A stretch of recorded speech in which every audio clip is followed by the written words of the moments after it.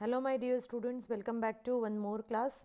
आज की इस क्लास में हम स्टार्ट करने वाले हैं स्टेट्स ऑफ मैटर के ही कुछ और टॉपिक्स जो कि हमें बहुत ज़्यादा यूज़फुल होने वाले हैं क्लास 12th में भी। तो चलो आज की क्लास स्टार्ट करते हैं। आज की क्लास में जो हम टॉपिक स्टार्ट करने वाले हैं, स्टडी करेंगे, वो ये दो टॉपिक्स है। कौन कौन से है वो चलो देखते हैं अभी। फर्स्ट टॉपिक जो है जिसे कहते हैं kinetic theory of gases, short में हम इसको केटीजी भी कहते हैं। और ये जो सेकंड टॉपिक है वो है deviation of gases from ideal behaviour.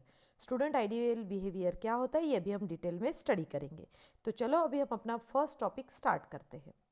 So student, यहाँ पर फर्स्ट टॉपिक जो है वो है kinetic theory of gases. Kinetic theory of gases, इस थ्योरी में कुछ पॉइंट्स बताए गए हैं और उन पॉइंट्स के बेसिस पे गैसेस की प्रॉपर्टीज़ जो है उनको एक्सप्लेन किया गया है। जैसे मैं स्टार्ट करती हूँ फर्स्ट पॉइंट से। तो देखो इस पॉइंट में क्या कहा है कि every gas consist of large number of very small identical particles called as molecules. तो जितनी भी गैसेस है उन सभी के जो सबसे स्मॉलेस्ट पार्टिकल रहते हैं और एक नहीं ऐसे लार्ज नंबर ऑफ पार्टिकल्स रहते हैं जिन्हें हम कहते हैं मॉलिक्यूल्स, राइट। अब हम आते हैं हमारे सेकेंड पॉइंट की तरफ। सेकेंड में क्या कह रहे हैं ये, the volume occupied by the gas molecule is negligible. मतलब अगर एक गैस मॉलिक्यूल जितना वॉल्यूम ऑक्युपाई कर सकता है, किसी भी कंटेनर का मान के चलो, किसी भी रूम का मान के चलो, तो वो कैसे होता है, कितना वॉल्यूम वो ऑक्युपाई करता है, उसको कंसिडर किया जाता है एज अ नेग्लिजिबल, ना के बराबर, as compared to the total volume of the gas. जैसे कि अगर मैं फॉर एग्जांपल अगर दूँ आपको, तो जैसे कि एक रूम है, खाली रूम में बहुत सारे गैशियस मॉलिक्यूल्स हैं। तो अगर एक गैस मॉलिक्यूल का वॉल्यूम जो है पूरे रूम के वॉल्यूम से नेग्लिजिबल कंसिडर किया जाता है। और यही रीज़न है कि gases can be easily compressed. Student, ये हमें पता होना चाहिए कि गैसेस इजीली कंप्रेस्ड क्यों हो सकती है, क्योंकि उनका वॉल्यूम जो रहते हैं गैस मॉलिक्यूल्स का वो नेग्लिजिबल रहता है as compare to the total volume of the gas. अब हम आते हैं हमारे थर्ड पॉइंट की तरफ।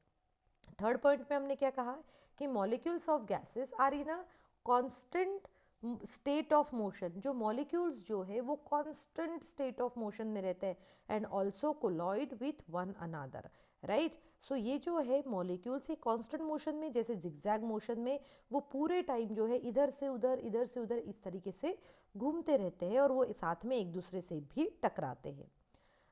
फोर्थ पॉइंट जो है इसका वो कहते हैं the collisions of the gas molecules with one another.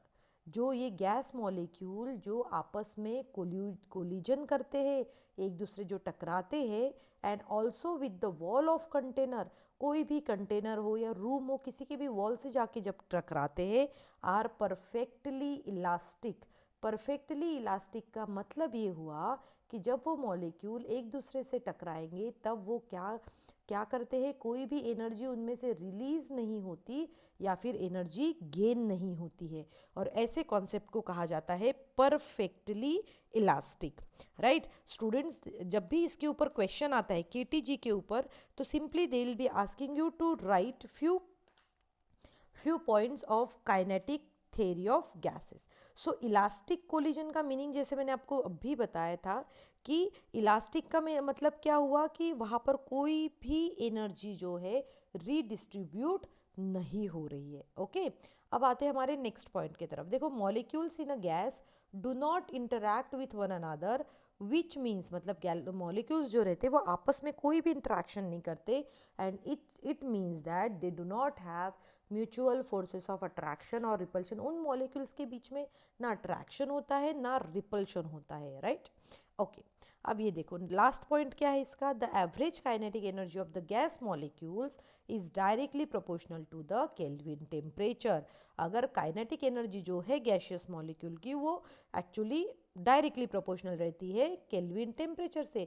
It means अगर आपने टेम्परेचर इंक्रीज कर दिया तो मॉलिक्यूल्स की काइनेटिक एनर्जी ज़्यादा बढ़ जाएगी और फिर उसके बाद में वो क्या करेंगे, रैंडमली मूवमेंट करना स्टार्ट करेंगे। तो जब भी अगर एग्जाम में ये 2 या 3 मार्क्स के लिए क्वेश्चन आता है तब हम इसमें से कोई भी 4 और 5 पॉइंट्स लिख सकते हैं आराम से।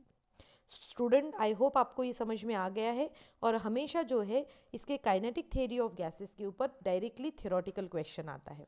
तो अब हम स्टार्ट करते हैं हमारा दूसरा टॉपिक। और दूसरा टॉपिक क्या है, deviation of gases from ideal behaviour. जो जितनी भी गैसेस है वो क्या वो रियल गैसेस है या फिर आइडियल गैस है, वो अभी हम समझते हैं। उसके लिए पहले तो हमें ये पता होना चाहिए कि आइडियल गैस क्या होता है और रियल गैस क्या होता है।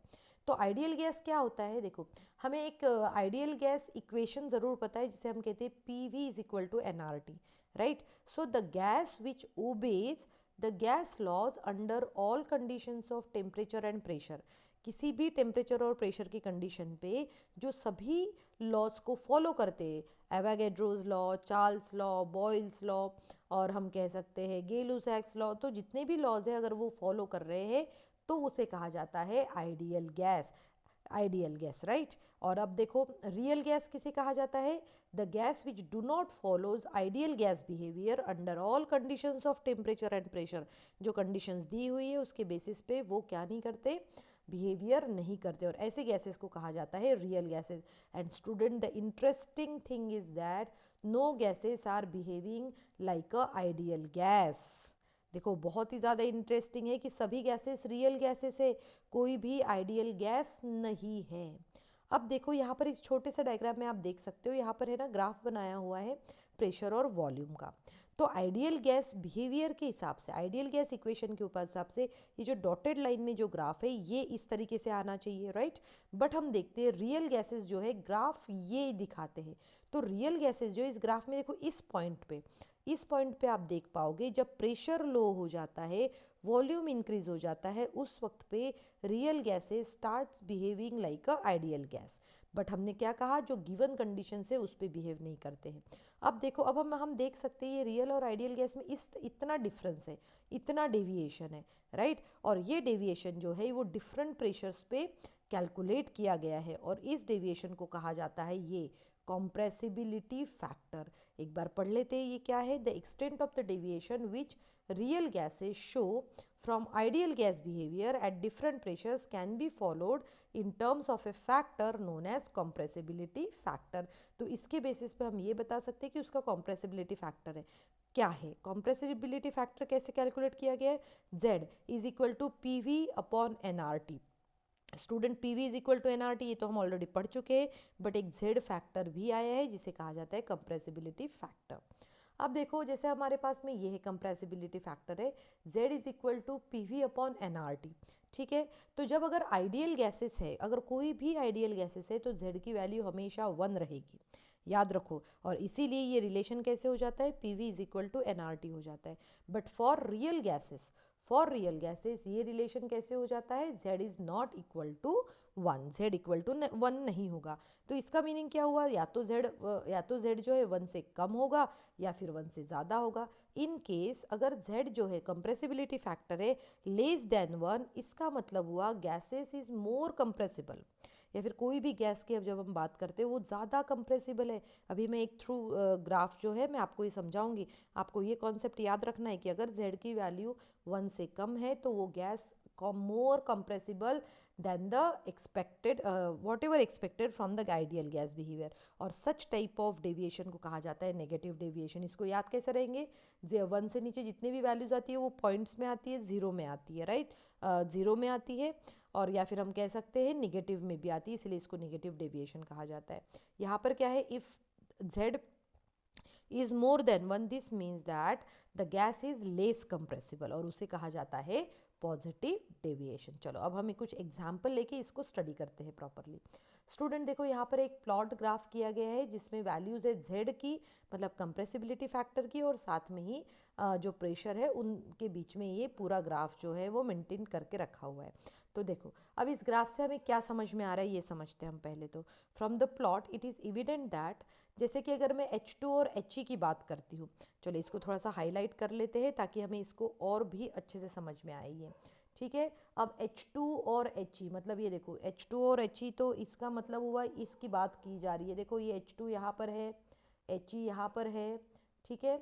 तो H2 और He की बात की जा रही है। तो देखो ये जो इनका जो ग्राफ है, इनका यहाँ से एक ऐसी लाइन बताइए, और इसकी Z की वैल्यू जो है Z इज़ ग्रेटर देन 1, तो Z की वैल्यू 1 से ज़्यादा है, और इसीलिए इसको कहा जाता है पॉजिटिव डेविएशन। इसे क्या कहा गया है? पॉजिटिव डेविएशन कहा है। देखो डॉटेड लाइन से हमने इस डायग्राम में बताया गया है। तो ये क्या शो करता है? ये शो करता है कि ये गैसेस लेस कंप्रेसिबल है, जो एक्सपेक्टेड जो है उससे लेस कंप्रेसिबल है, और इसीलिए ये गैसेस इजीली लिक्विफाई नहीं हो पाएगी। अब हम आते हैं हमारे दूसरे इसकी तरफ। जैसे हमने लिया एक N2 ले लिया है, N2 लिया, हमने CH4 लिया है, या फिर हमने CO2 गैस ली। इन सब की वैल्यू जो है, Z की वैल्यू जो है लेस देन 1 है। देखो यहाँ पर दिख रहा है Z की वैल्यू लेस देन 1 है। इट मीन्स इन गैसेस को इजीली कंप्रेस किया जाता है और ये इजीली लिक्विफाई भी हो सकती है। ओके, अब देखो अगर हम टेम्परेचर देखें, जैसे अगर हम टेम्परेचर नहीं प्रेशर की बात करें, तो under ordinary pressure 1 to 10 bar जो है हम ले सकते हैं, Z इज़ ऑलमोस्ट और क्लोज टू 1, Z की वैल्यू लगभग 1 ही है। और ये बताता है कि this implies that the deviation are so small and that gases tend to become nearly ideal. मतलब कोई भी गैस जो है ये आइडियल गैस नहीं है, वो सभी रियल गैसेस है, बट उसकी वैल्यू ऑलमोस्ट उसके पास में आ जाती है, तो वो बिहेवियर को हम रियल गैसेस की तरह हम उसको आइडियल गैसेस की तरह कंसिडर कर सकते हैं।